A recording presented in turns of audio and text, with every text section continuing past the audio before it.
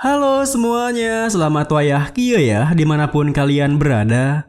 Kembali lagi bersama Mamang dan di video kali ini kita bakal lanjutin manhwa Putra Sulungluk Seorang Pahlawan. Kita masuk di part 5. Di awal video ini, sekembalinya ke kediamannya setelah bersepakat dengan si pedagang, Aden yang merasa jika uang memanglah indah mendapat sebuah komentar dari Kurtz yang mengatakan jika sepertinya kebiasaannya jadi seorang mercenari tidak pernah berubah. Namun baru saja ia akan kembali ke kamarnya, pelayannya Philip memberitahunya jika ayahandanya memanggilnya, yang membuat Aden langsung bergegas menuju ke ruangannya. Kemudian, tanpa medulikan suara tawa yang terdengar dari dalam ruangannya, Aden pun mengetuk pintunya lalu melangkah masuk bertanya, "Permisi, apa ayah memanggilku?" Namun, tepat setelah Aden mengatakan itu, matanya sontak terbelalak ketika melihat sosok pria tua yang tengah mengobrol dengan ayahandanya. Ditambah lagi, bersamaan dengan Pak Remus yang menyapanya, pria tua itu berdiri menghampirinya mengatakan, "Oh, jadi kau Aden? Dilihat dari penampilanmu, sepertinya rumor tentang kau yang membunuh troll itu benar. Senang bertemu denganmu." Seketika itu juga Aden berpikir, apa yang dilakukan di sini? Aku tidak punya ingatan yang menyenangkan tentangnya. Di tengah rasa terkejutnya, Kurtz yang penasaran dengan reaksinya bertanya, "Hei, kau kenal dia?" Aden membalas, "Ya, sedikit.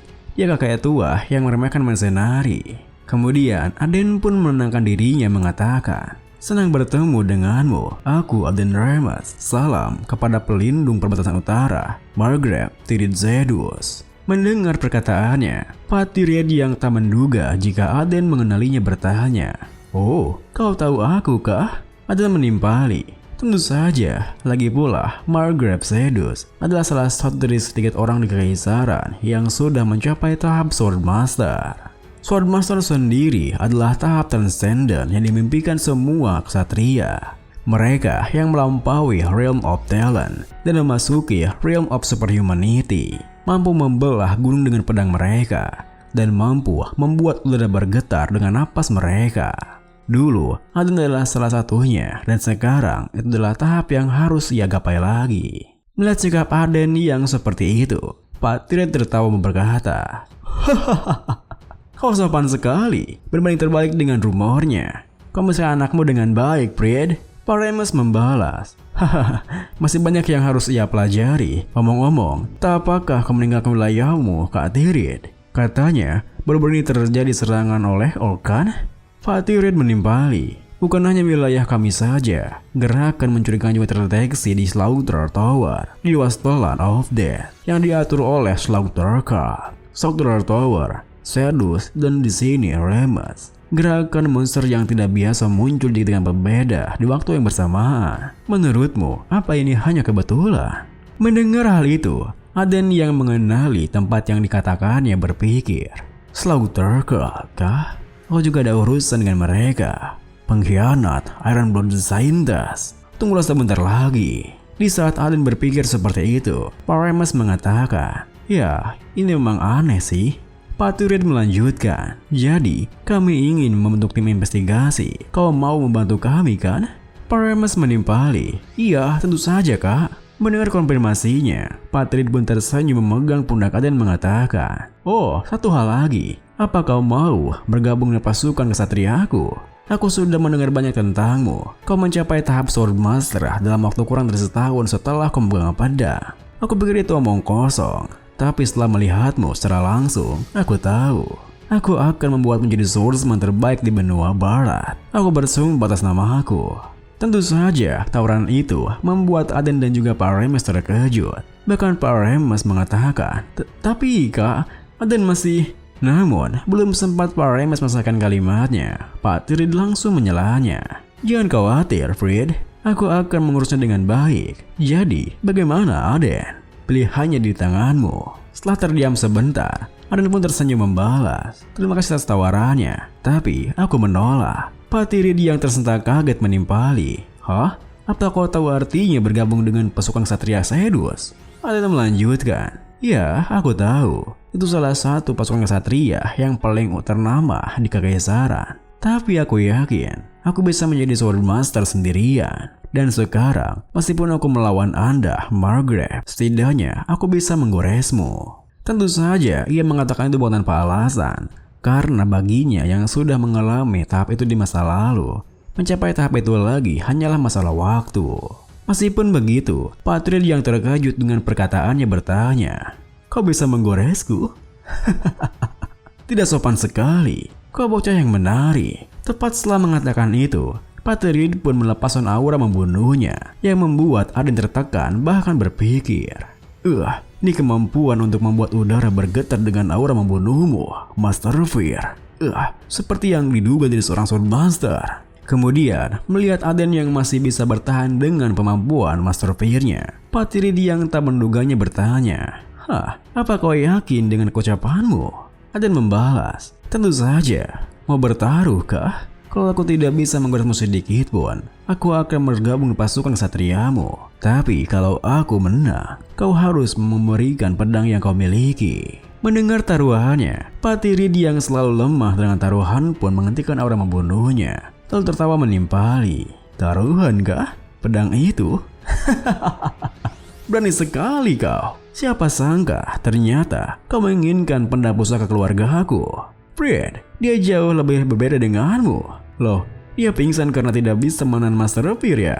Baiklah, aku terima taruhannya. Mendengar hal itu, Curse pun berkomentar. Ternyata kau mengincar pedang itu sejak awal ya? Aden membalas, iya, aku harus mengambil pedang seperti itu ketika muncul kesempatan. Salah satu pedang legendaris, Beelzebub. Curse menimpali, kau ini memang seperti kami ya? Saat kemudian, mereka berdua pun telah berhadapan di sebuah lapangan latihan. Namun, melihat Patrick yang menggunakan pedang miliknya langsung, Aden yang merasa heran bertanya, apa kau ingin memakai Ogre Slingsword melawan Goblin? Patrick membalas, aku tidak tahu apakah kau Goblin atau Ogre. Dan siapapun lawannya, sudah kewajiban seorang ksatria untuk mengerahkan seluruh kemampuan mereka. Mendengar hal itu, Aden pun berpikir, kewajiban ksatria sialan. Satu hal itu tidak pernah berubah, mau itu dulu ataupun sekarang. Ada dua syarat pertandingan ini, tidak menggunakan Aura Blade dan Margaret Tyrion Sedus tak akan menggerakkan kaki kanannya. Mungkin ini tampak seperti tidak adil, tapi bagi Swordmaster, itu bahkan bukan suatu kekurangan. Kalau aku serang secara gegabah, aku akan dikalahkan dalam sekejap. Ketika dia berpikir seperti itu, Patrick mengatakan, kita punya banyak penonton yang lumayan banyak. Ayo mulai. Tepat setelah Patrick mengatakan itu, Aden yang mengangguk langsung melesat maju menyerangnya. Tentunya, Patrick bisa dengan mudah menangkisnya. Bahkan ia mengatakan, "Oh, mengincar leher sejak awal. Kau terbiasa dengan pertarungan asli ya?" Aden yang kembali mundur membalas, "Aku tahu kau akan menghadangnya. Ayo lanjutkan." Kemudian, Aden pun kembali menerjang maju. Namun, melihat gerakan serangan pedangnya, Patrick yang terus menangkisnya berkomentar, apa-apaan gerakan swordmanship berantakan ini? Ini seperti swordmanship macam sialan itu. Kalau kau bergabung dengan pasukan satria kami, kita harus memperbaikinya. Mendengar komentarnya, Curse yang bisa melihat seperti apa hubungan mereka, tentu saja langsung menertawakannya. Meski begitu, Aden yang terpancing emosi kembali menerjangnya sembari berpikir, mercenari sialan? Kakek tua ini benar-benar. Mari kita lihat bagaimana kau akan menangani swordmanship sialan ini. Melihat pergerakannya, Patrick yang masih meremehkannya tersenyum mengatakan, aku tak akan kalah terhadap orang bodoh semacam kau. Namun, tepat setelah mengatakan itu, Patrick dikejutkan ketika tiba-tiba saja lintasan pedang Aden berubah, di mana ia menggunakan teknik swordmanship Mercenary King, Knight's Breakthrough.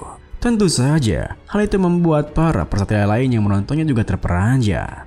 Apa? Lord Aden mendorong keras sekarang? Tampaknya rumor mengenai Lord Aden yang mengalahkan troll itu benar.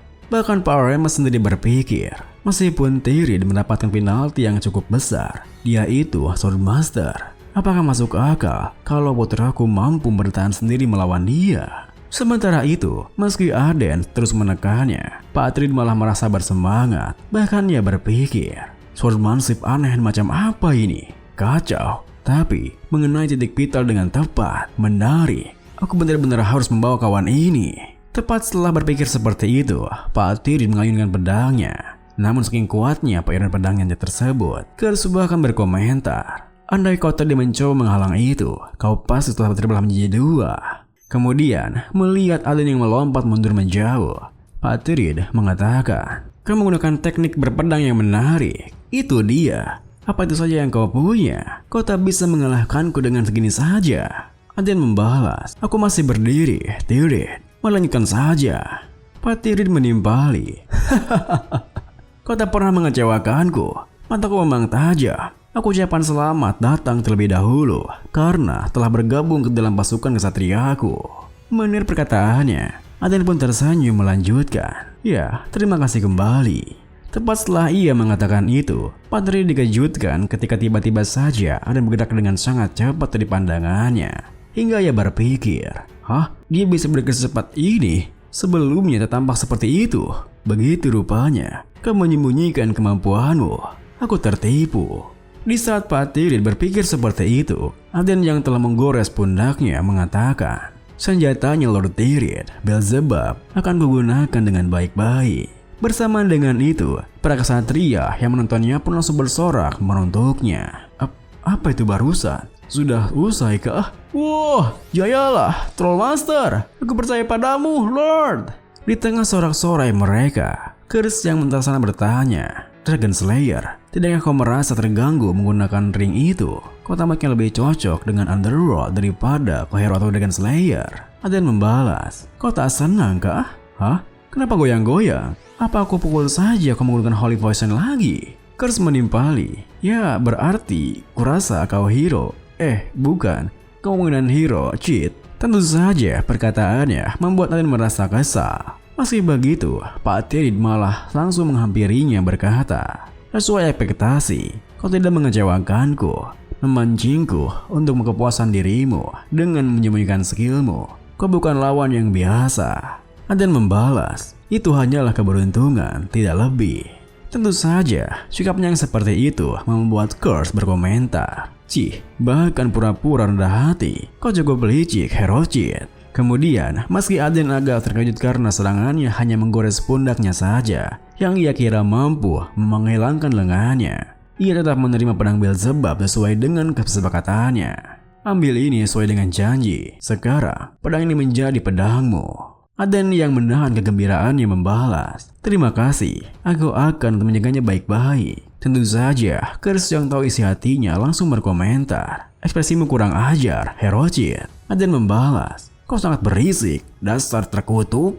Malam harinya, Aden yang tengah mengamati pedang barunya mengatakan, ini pedang yang benar-benar legendaris. Curse yang menemaninya membalas, ya selamat Dragon Slayer. Mendengar perkataannya, Aden yang merasa heran pun bertanya, hah? Apa yang terjadi pada orang yang memanggilku cheat barusan? Curse tersenyum beralasan, tapi kan kau tak tahu cara menggunakan pedang itu dengan benar. Maksudku, aku tahu rahasia dari pedang legendaris yang manusia tak ketahui. Tentu saja, hal itu membuat Aden terperanjat. Apa? Rahasia? Ataukah kutukan? Dengan bangganya, Curse mengatakan, hahaha. Tapi, aku tak akan memberitahumu secara cuma-cuma jikalau kau bersumpah untuk melayaniku sebagai raja dan tak pernah memaksaku minum Holy Potion lagi selama sisa hidupmu. Namun, belum sempat ia menyelesaikan kalimatnya, Aden telah melumuri pedangnya dengan darah yang membuatnya mendapatkan suatu blood pack. Tentunya, hal itu membuat Curse terperanjat. Bagaimana bisa Aden mengetahui hal itu? Aden yang merasa puas pun mencibirnya. Bukankah para bawahanmu menggunakan Dark Sword? Dan kau pikir aku tidak akan tahu itu ya? Beelzebub sendiri adalah salah satu pedang dari 72 pedang legendari. 72 pedang itu tampak seperti bilah yang sederhana dan tangguh dari luar. Tapi kenyataannya, itu semua dibuat dari tubuhnya para lord yang korupsi, yang dulu pernah menguasai Underworld kuno. Sudah lama setelah itu, barulah pedang-pedang tersebut terunggap sebagai pedang terkutuk. Setiap pedang memiliki kekuatan para lord korupsi yang berbeda-beda, dan salah satu dari 3 syarat untuk mengembangkan kekuatan tersembunyi mereka adalah dengan cara memberi mereka darah dan membentuk blood pack. Kemudian, saking kesalnya akan hal itu, Curse pun menggerutu. Menyebalkan. Aku seharusnya bisa memunggulimu untuk pertama kalinya. Mendengar hal itu, Ada yang tak ingin kalah darinya membalas, "Apa? Melayanimu sebagai raja? Kau kan sudah mati. Siap-siap saja untuk minum holy potion setiap hari." Hihihi. Pria ini pun diakhiri dengan, "Tentu saja, Chris yang tak punya pilihan lain karena rencananya sudah gagal hanya bisa minta maaf padanya." Aku minta maaf, Dragon Slayer." Bukan, tuanku. Aku mohon, jangan lakukan itu."